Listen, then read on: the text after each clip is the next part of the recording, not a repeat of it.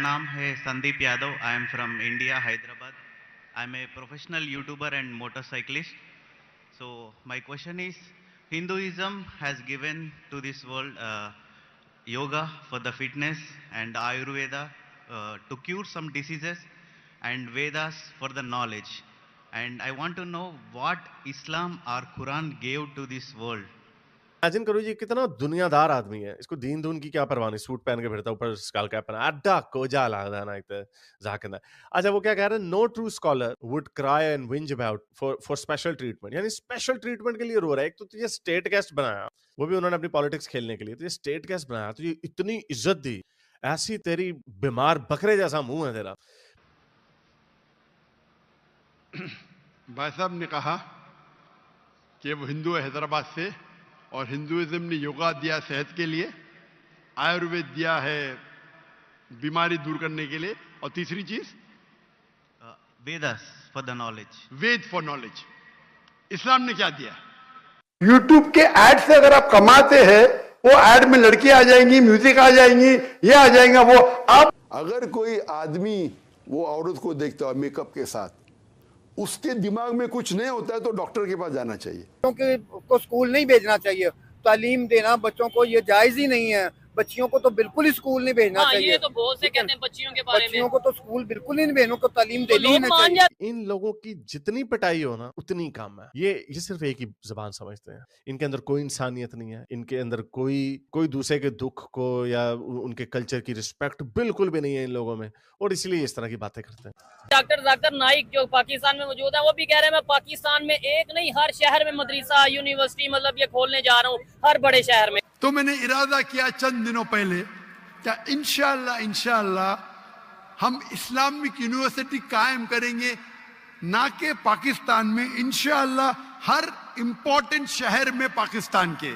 ये इनकी हड्डियों में बसा हुआ है कि दूसरे के मजहब को खराब करो, तोड़ो, उनकी कोई इज्जत ना करो और अपने मस्जिद हर जगह पे घुसेड़ दो. और अब यही काम उधर इंडिया कर रहा है इनके साथ. हालांकि इंडिया का आर्गुमेंट ये नहीं है कि वो नहीं, हम ये हमारा मुल्क है, हिंदुओं का मुल्क है, हमने तुम्हारी इबादत गाहें गिरानी. ये उनका आर्गुमेंट नहीं है. उनका आर्गुमेंट ये है कि इसके नीचे अगर आर्कियोलॉजिकली प्रूव हो जाए कि ये टेंपल था यहाँ पे, तो फिर हमने इसको गिरा के दोबारा से टेंपल बनाना, आपको दूसरी मस्जिद साथ में बाजू में नई मस्जिद हम बना देते हैं. पाकिस्तान का इमेज खराब होता है जब गैर मुल्की यहाँ आते हैं. वो देखते हैं कि यहाँ जगह जगह पे उन्होंने सदके के डोनेशन के बॉक्सेस लगाए हैं, मदारिस के लिए बॉक्सेस लगाए हैं, मस्जिदों के लिए बॉक्सेस लगाए हुए हैं, और लोग उसमें आते जाते पैसे डालते हैं. मैं समझता हूँ ये इतना बदनाम हो चुका है, फ्रॉडिया आदमी, वेस्ट में बैन है, प्रो टेररिज्म है. ये इंडिया है.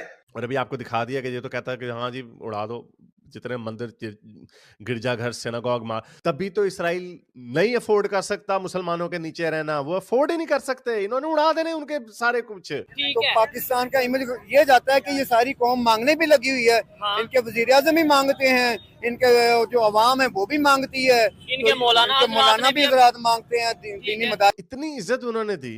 तो लेकिन बात यह है कि दीनी मदारिस खोलना बड़ी अच्छी बात है, लेकिन इस अच्छी बात को गवर्नमेंट के अंडर होना चाहिए. दीनी मदारिस जितने हैं वो सब के सब गवर्नमेंट के अंडर होने चाहिए. हुकूमत को पता होना चाहिए कि इन मदारिस को जो फंडिंग आ रही है ये कहाँ से आ रही है, कितना पैसा इनको आ रहा है, और ये सारा पैसा जिन मकासद के लिए लिया जा रहा है वहाँ पे इस्तेमाल हो भी रहा है या नहीं हो रहा. और अगर नहीं हो रहा तो वो पैसा कहाँ जा रहा है. बड़ी ये देखिए, ये बड़ा अहम बात है. जो आम लोग हैं पाकिस्तान के, वो सुन के यही कहेंगे जबरदस्त मस्जिद, मदरसा, मस्जिद जो है ना वो इस्लामिक यूनिवर्सिटी. लेकिन बहुत से ऐसे काम होते हैं, मैं हर एक को नहीं कह रहा, लेकिन आप इस चीज से एग्री करेंगे, बहुत से ऐसे लोग हैं, बहुत से ऐसे मौलाना हज़रात हैं. इवन पाकिस्तान FATF की ग्रे लिस्ट में आया था, उसकी रीजन क्या थी?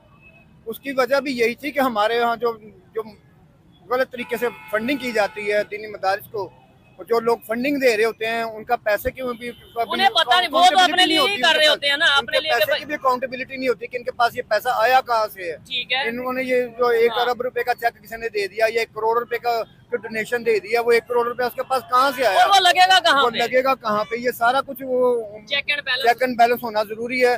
और जब आलमी इदारे जो है IMF वगैरह या वो इन सारे मामला को देखते हैं तो वो कहते हैं कि उनको पता चलता है, वो कहते हैं जी आपके यहाँ तो इंतहा पसंदी जो है वो पैदा हो रही है, मदारिस की वजह से पैदा हो रही है, ठीक है, जिसकी वजह से गैर मुल्की जो वो यहाँ अनसेफ हो जाते हैं, उनको फायरिंगें होती हैं, ठीक है ना, और उनको धमकियां दी जाती हैं, ठीक है, लोग उनको मुश्किलात का सामना करना मुझे पड़ता एक है। चीज ये बताएं, ठीक है मदरसा या कोई भी चीज है, लेकिन आज जो जदीद दौर है, टेक्नोलॉजी का दौर है, ऐसे ही है, आपको नहीं लगता कि हम अपने बच्चों को ये भी बताएं, जिधर दीन की तालीम दे रहे हैं उधर ये भी बताएं कि भाई टेक्नोलॉजी में भी हमें आगे जाना है, हमें आईटी में भी आगे जाना है? क्या हमें, आपको लगता है कि मदरसों में ये चीजें होनी चाहिए जब या ये हो सारे रही हैं? मदारिस गवर्नमेंट के अंदर जाएंगे अच्छा, तो गवर्नमेंट से हम मुतालबा कर सकेंगे कि हमारे मदारिस को आप जदीद करें, ठीक है, हमारे मदारिस को हमें अंदर आप लैब्स खोल के दें, ठीक है ना, जबरदस्त। बच्चों को टेक्नोलॉजी से मुतल्लिक जो जरूरी चीजें वो मुहैया करें उनको, ठीक है, ठीक है ना।